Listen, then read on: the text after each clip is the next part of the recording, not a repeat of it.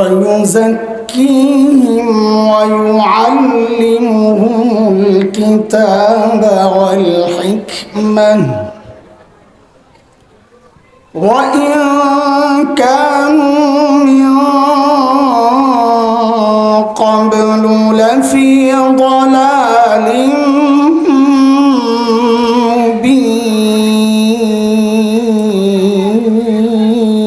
مبين. آمنت بالله صدق الله العلي العظيم. مركز التعليم والتربية হাদিকাতুল জান্নাত মহিলা মাদ্রাসা এর উদ্যোগে যৌথ উদ্যোগে আয়োজিত আজকের এই মোবারক মজলিসের মুহতারাম সভাপতি, উপস্থিত হযরত উলামায়ে কিরাম, মুরব্বিয়ানে আযম, দূর দূরান্ত থেকে আগত ইসলাম প্রিয় সুধী সমাজ, প্রিয় ছাত্র ভাইয়েরা, যুবক বন্ধুরা, পর্দার আড়ালের মা ও বোন, আল্লাহ সুবহানাহু ওয়া তাআলার অশেষ মেহেরবানি যে মহান মালিক লাখো কোটি মানুষ থেকে বাছাই করে দিনই এই মজলিসে আমাকে আপনাকে আসার বসার কিছু কথা বলা ও শোনার তৌফিক দান করেছেন, সেই জন্য মহান রবের শুকরিয়া আদায় করি। জবান খুলে প্রাণ খুলে কালিমাতুশ শুকর উচ্চারণ করি, আলহামদুলিল্লাহ। যাদের উদ্যোগে আজকের এই সুন্দর আয়োজন, ওখান থেকে আমি তিনটা শব্দ নিলাম: তালিম, তারবিয়া, হাদিকাতুল জান্নাহ। এই তিনটা শব্দের উপরেই আজকে আমাদের আলোচনা ইনশাআল্লাহ। মাদ্রাসার যে নাম আর কি, দুই মাদ্রাসার নামের মধ্যে তিনটা শব্দ আছে, ওই তিন শব্দ আমাদের আলোচনার বিষয়। তার আগে এগুলো বোঝার জন্য একটু ভূমিকা সাজায় নেই, যেন আপনাদের এই বিষয়গুলো বোঝা সহজ হয়। দোস্ত, আল্লাহ সুবহানাহু ওয়া তাআলা জমিনে যত নবী পাঠিয়েছেন আলাইহিমুস সালাতু ওয়াস সালাম, এই সমস্ত নবীকে আল্লাহ কেন পাঠাইছেন, কখন পাঠাইছেন? আল্লাহ তাআলা যখন দেখেছেন তার বান্দা ধ্বংসের খাদে চলে গেছে, জাহান্নামের রাস্তায় ছুটে চলেছে, তো ওই বিপন্ন বিপর্যস্ত মানবতাকে রক্ষার জন্যে জাহান্নামের রাস্তা থেকে টেনে জান্নাতের রাস্তায় উঠায়া দেওয়ার জন্য আল্লাহ তাআলা যোগে যোগে হযরতে আম্বিয়া আলাইহিমুস সালামকে দুনিয়ায় পাঠিয়েছেন। যেমন হযরতে মূসা আলাইহিস সালামকে আল্লাহ দুনিয়ায় কখন পাঠাইছেন? আল্লাহ তাআলা যখন দেখেছেন তার বান্দা ফেরাউনের জুলুমের শিকার হইয়া বনি ইসরাইল নির্মম নিষ্ঠুর নির্যাতনের শিকার হয়ে বনি ইসরাইল নিঃশেষ হয়, প্রায় ভয়ঙ্কর নির্যাতন চালাতো ফেরাউন। নির্যাতনের কিছু ধরন আসছে কোরআন আল কারীমের মধ্যে, কি নির্যাতন চালাতো। যেমন সূরা ইব্রাহিম 6 নম্বর আয়াত, একটা ধরনের কথা আল্লাহ আলোচনায় এনেছেন। আল্লাহ বলেন, وَإِذْ قَالَ مُوسَى لِقَوْمِهِ اذْكُرُوا نِعْمَةَ اللَّهِ عَلَيْكُمْ إِذْ أَنْجَاكُمْ مِنْ آلِ فِرْعَوْنَ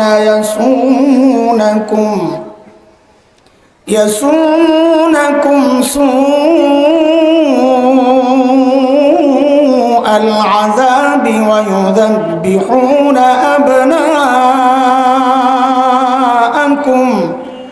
وَيَسْتَحْيُونَ نِسَاءَكُمْ وَفِي ذَلِكُمْ بَلَاءٌ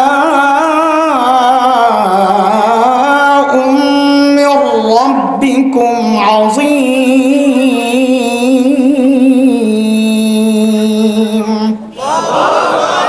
এই আয়াতে আল্লাহ নির্যাতনের ধরন দেখাইছে। ফেরাউন কি করত? যখন বনি ইসরাইলে মেয়ে জন্ম নিত, ফেরাউন রেখে দিত, বাচ্চায় রাখত। কিন্তু যখনই ছেলে জন্ম নিত, গণকরা স্বপ্নের ব্যাখ্যায় বলেছে বনি ইসরাইলে এমন এক ছেলে হবে যা আপনাকে ক্ষমতা থেকে টেনে নামাবে। ফেরাউন নিজের ক্ষমতা হারানোর ভয়ে বনি ইসরাইলের ছেলে জন্ম নিলেই ধরে ধরে জবেহ করে হত্যা করত। হত্যারও তো একটা ধরন আছে, জবেহ করে হত্যা করা, এটা নির্মমতার শেষ। ছোট্ট বাচ্চা। আচ্ছা আমাকে একটু বলেন তো আপনারা, এই ছোট্ট বাচ্চা সদ্যজাত, যার হাড্ডিগুলো শরীরের এখনো গোশতের মতো নরম, এই ছোট্ট বাচ্চার কি এই ক্ষমতা ছিল যে ফেরাউনের মতো এইরকম পরাক্রমশালী বাচ্চাকে ক্ষমতা থেকে নামাবে? এটা সম্ভব? তো ফেরাউন এত ভয় পেত কেন এই বাচ্চাদেরকে? এটা আল্লাহ তাআলার দুনিয়া পরিচালনার একটা সিস্টেম, এটা বুঝে না অনেকে। সেটা হলো, কেউ যদি হক হয়, সে যত দুর্বল হোক না কেন, কেউ যখন বাতিল হয়, সে যত শক্তিশালী হোক না কেন, আল্লাহর সিস্টেমে এটা, আল্লাহ ওই দুর্বল হকের ভয় ওই শক্তিশালী বাতিলের কলিজায় ঢুকায়া দেন। এর এক জ্বলন্ত প্রমাণ হচ্ছে বাংলাদেশের আলেম ওলামা, সারা দুনিয়ার মধ্যে সবচেয়ে নিরীহ প্রাণী, অথচ ভয়ে সবাই অস্থির। কিরে ভাই, কি করলাম আমরা? কি আছে আমাদের কাছে? পকেট চেক করলে কি পাইবেন? একটা মিসওয়াক নামক ক্লাসিন কোক, আর এর যে গুলিগুলো আছে এটা একটা সুতার মধ্যে গাইতে তসবি হিসাবে পড়ি না? এটাই আমাদের শক্তি। এত ভয় কেন? শেখুল ইসলাম আল্লামা আহমদ শফি জীবন সায়ান্নে জীবনের শেষ সময়গুলো পার করছিলেন। হুইল চেয়ারে মানুষটা সোজা হয়ে বসে থাকতে পারতেন না, কাত হয়ে যেত। মুজাহিদে মিল্লাত আল্লামা হাফেজ জুনায়েদ বাবুনগরী রহিমাহুল্লাহ, মানুষটা সোজা হয়ে দাঁড়াইতে পারতেন না, পা কাজ করতো না। অথচ আমরা দেখেছি যে এই দুর্বল মানুষগুলোর ভয়ে গোটা দুনিয়া থাকতো অস্থির, কখন কোনটা ঘটায়া দেয়। আমাদের আল্লামা মারা গেলেন, কোরআনের পাখি, লাশটাকে নিয়েও যে কি ভয় ওরা পাইল, সুবহানাল্লাহ। লাশটাও ঠিক মতো নিতে দিল না। আমাদের হক মানুষের লাশকেও ওরা ভয় পায়। আল্লাহর সিস্টেমটাই এটা।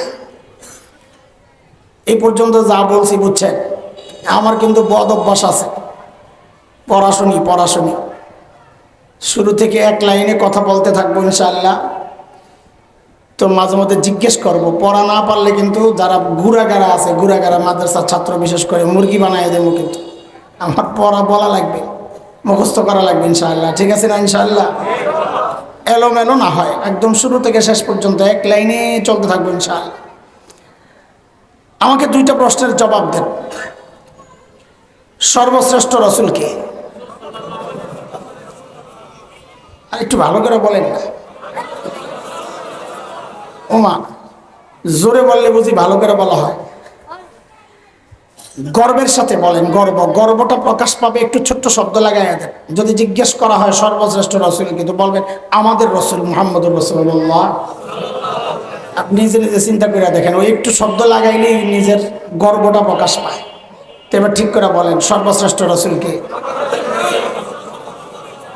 বেশ কম আছে কিছু, আর আগের কথায় পরের কথায় কোনো বেশ কম নাই। এই আমাদের বলার মধ্যে একটা ভাব আইছে না? হ্যাঁ, গর্বের উপলক্ষ থাকলে তো গর্ব প্রকাশ করতে হবে। আচ্ছা, এই জায়গায় নাম্বার একটু কম পাইছেন, সামনে আর একটু নাম্বার আশা করি, ফুল নাম্বার। আচ্ছা বলেন তো, রোগী যদি ছোট হয়, ধরেন আমার মতো হালকা গলা ব্যথা, এই রোগের চিকিৎসার জন্য মানুষ যায় কোথায়? এলাকার ডাক্তারের কাছে না দেশের সবচাইতে বড় ডাক্তার? 100। কিন্তু রোগী যদি বড় হয় তখন কই যায়? এলাকার ডাক্তার না বড় ডাক্তার? কত বড় রোগী যত বড়, মানুষ ডাক্তারও তালাশ করে তত বড়। ঠিক কিনা? এই দুইটা কথাকে একসাথে কইরা তৃতীয় একটা কথার ফলাফল বের করি আমরা। যেহেতু আল্লাহ তাআলা নবীদেরকে দুনিয়ায় পাঠিয়েছেন দুনিয়ার অসুস্থ মানুষের চিকিৎসার জন্য, এই রোগ হলো আত্মার রোগ, আত্মার আল আমরাজ আল বাতিনা, অসুস্থ রোগীর চিকিৎসার জন্যে। তো বুঝতে হবে আল্লাহ তাআলা সর্বশ্রেষ্ঠ রসুলকে ওই যুগেই পাঠাইছেন যেই যুগের মানুষগুলো ছিল মানব ইতিহাসের সবচাইতে জঘন্য আর খারাপ মানুষ। বলে এই কথা আপনি কেমনে বলেন? বলে হিসাব মিলাও, ডাক্তার যেহেতু সবচাইতে বড়, বোঝা গেল যাদের চিকিৎসার জন্য পাঠানো হয়েছে ওরা রোগীও ছিল সবচাইতে বড়। সেই রোগীদের যুগটাকে ইতিহাসে বলা হয় আইয়ামে জাহিলিয়া, বর্বরতার যুগ। বর্বরতার মাত্রা কতদূর ছিল যে ওদেরকে ঠিক করতে আল্লাহ সর্বশ্রেষ্ঠ রাসূল আনলেন। ইতিহাস পড়েন, দেখবেন শরীরের পশম দাঁড়ায় যায়। মানুষ এত খারাপ কেন? আরে একটা পয়সার জন্য মানুষ খুন করে ফেলত। মূর্তি পূজা এখন হয় না? না হয় না? হয়, তখনও হতো। পার্থক্য কি? এখন মসজিদের মধ্যে মূর্তি রেখে পূজা করা হয়, অথচ তখন খুব বাইতুল্লাহর ভেতরেই ছিল 360 মূর্তি। ঘরের মধ্যে আলাদা মূর্তি, মন্দিরে আলাদা। কোথাও সফরে গেলে সাথে করে বগলের নিচে করে একটা মূর্তি নিয়ে নিত। কেন? রাস্তায় পূজা করার জন্য যদি আবার খোদা না পাওয়া যায়, বান্দায় খোদা পকেটে লইয়া ঘুরে অবস্থা। আচ্ছা, জন্ম নিয়ন্ত্রণ এখন হয় কি হয় না? তখনও হতো। পার্থক্য কি?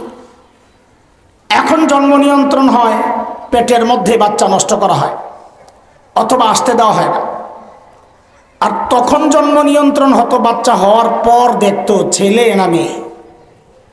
যদি দেখছে ছেলে তো রেখে দিত, আর যদি দেখছে মেয়ে, এটা ছিল বাবার জন্য সামাজিক কলঙ্ক, আমি মেয়ের বাবা। ওই কলঙ্ক থেকে বাঁচার জন্য বাবা নিজ হাতে নিজের কলিজার টুকরা মেয়েকে জীবন্ত দাফন করে দিত। কুরআনুল কারীমের মধ্যে আসছে, সূরা যুখরুফে আসছে, সূরা নাহলে আসছে 58-59 নম্বর আয়াত। আল্লাহ বলেন, وَإِذَا بُشِّرَ أَحَدُهُم بِالْأُنثَىٰ ظَلَّ وَجْهُهُ مُسْوَدًّا وَهُوَ كَظِيمٌ يَتَوَارَىٰ مِنَ الْقَوْمِ مِن سُوءِ مَا بُشِّرَ بِهِ أَيُمْسِكُهُ عَلَىٰ هُونٍ أَمْ يَدُسُّهُ فِي التُّرَابِ أَلَا سَاءَ مَا يَحْكُمُونَ।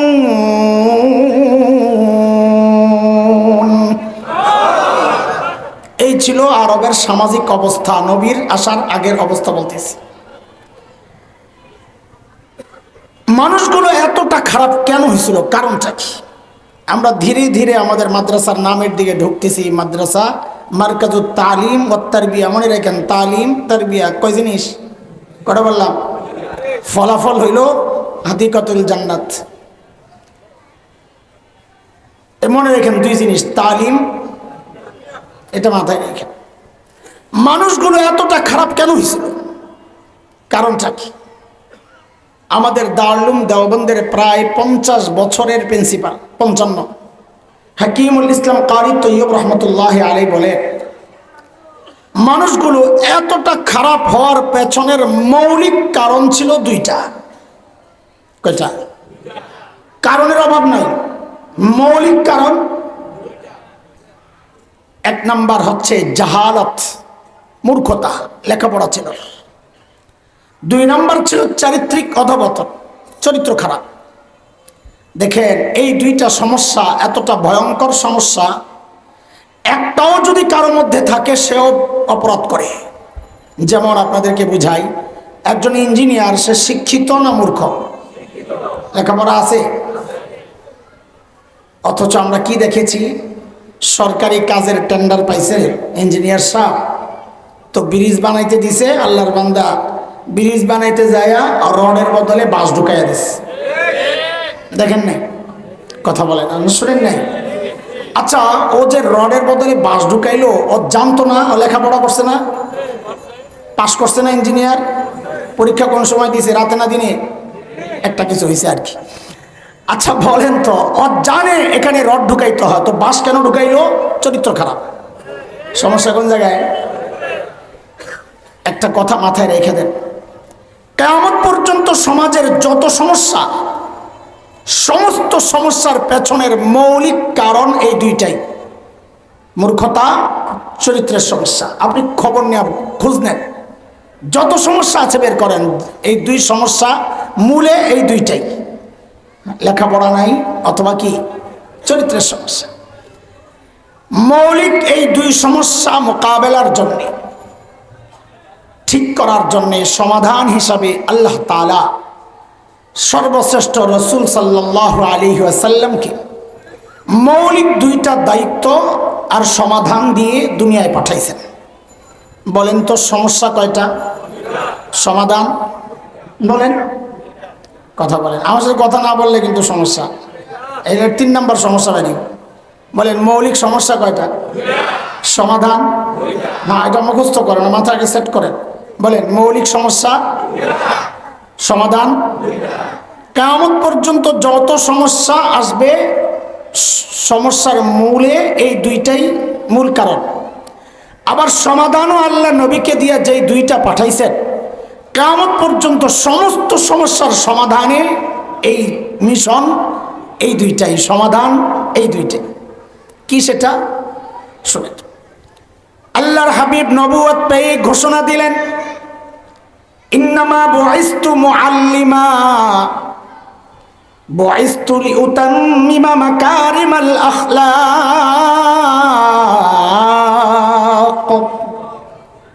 নবী ঘোষণা দিলেন, আল্লাহ আমাকে শিক্ষক বানায়া দুনিয়ায় পাঠাইছেন।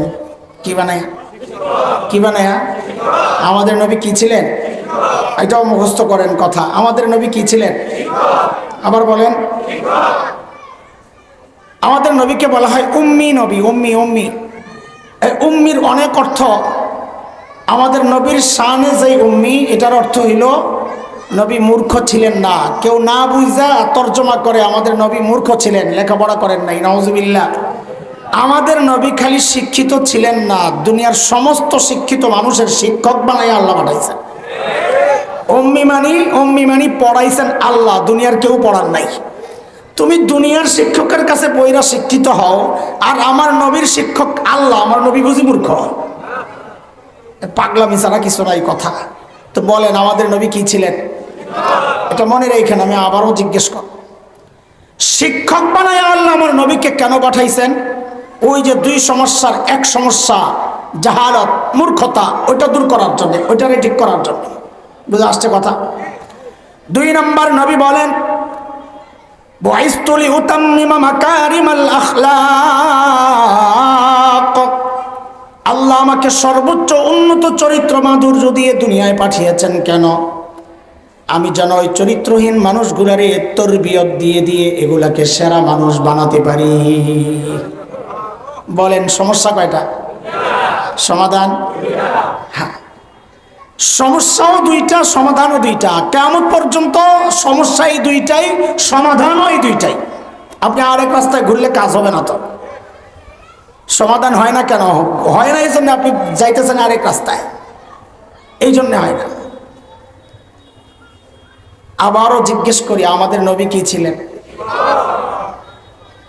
দেখেন, আপনারা যারা মাদ্রাসাওয়ালা না, এখানে তো বেশিরভাগই দেখা যাচ্ছে মাদ্রাসাওয়ালা না, মাদ্রাসায় পড়েন নেই যারা, আপনাদের গর্বের উপলক্ষের শেষ নাই। মাশাআল্লাহ, মাশাআল্লাহ।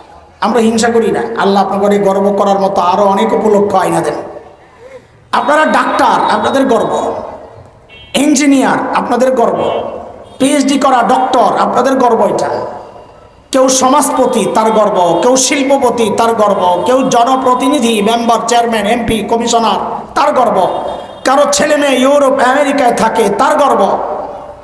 কিন্তু আমরা এই যে মৌলবীরা যারা মাদ্রাসায় পড়াচ্ছি, এটা আলিয়া হোক কওমি হোক, আমি এখানে ভাগ করতে চাই না, আমাদেরও একটা গর্বের জায়গা আছে। সেটা কি?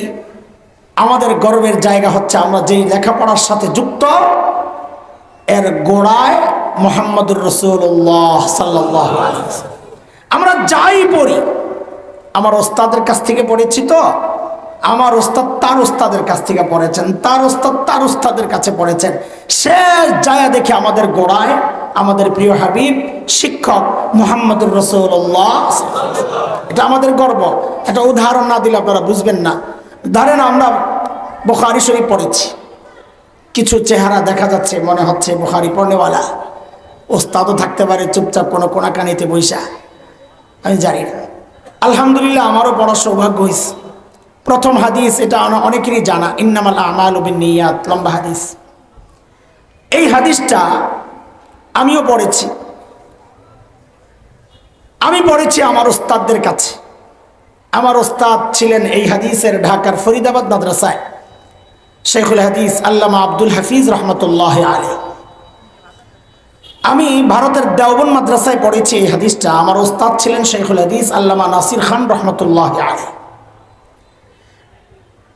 আমি তো একটা জয়েন্ট লাগাইছি আমার ওস্তাদের সাথে, এই হাদিস তাদের কাছ থেকে নিছি।